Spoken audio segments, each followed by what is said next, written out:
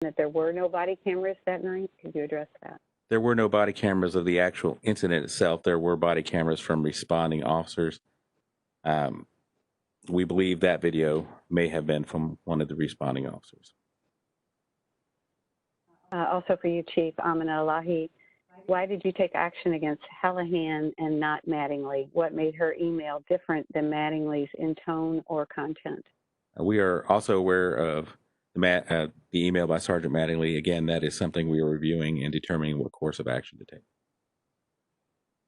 Danielle Grady from Leo Weekly has a question for the Chief.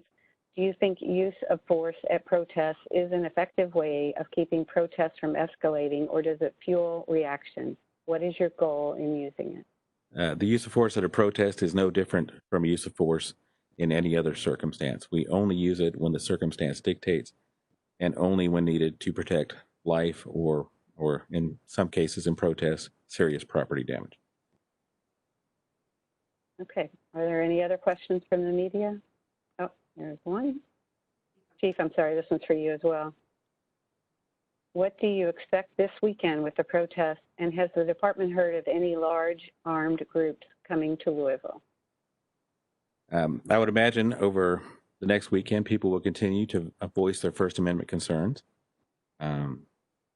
Obviously, on the weekend, a lot of folks are off work, so I would expect it to be a larger crowd.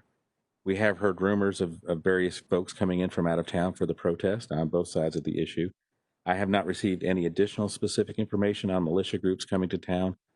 However, many of them say they're coming to help us. Let me be clear, that is not help we need, that is not help we want, and it does not help the situation. It only exacerbates the situation and makes it more difficult for everybody involved.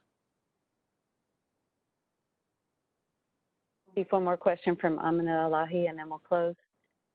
Why was being on private property not the standard for not being in violation of curfew the night David McAtee was killed? Again, the McAtee investigation is still currently ongoing, and I will not be able to comment on that.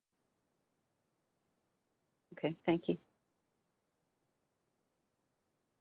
All right, thanks everybody for joining us for today's update. And as we move into the weekend, I just ask everyone to please be safe, be peaceful, take care of each other. If you are going to protest, please do so during the daylight hours. That's the best for everybody. Express your First Amendment rights, and then let's get to work on working and healing our city. Let's go to work to move both our city and our country forward. Thank you.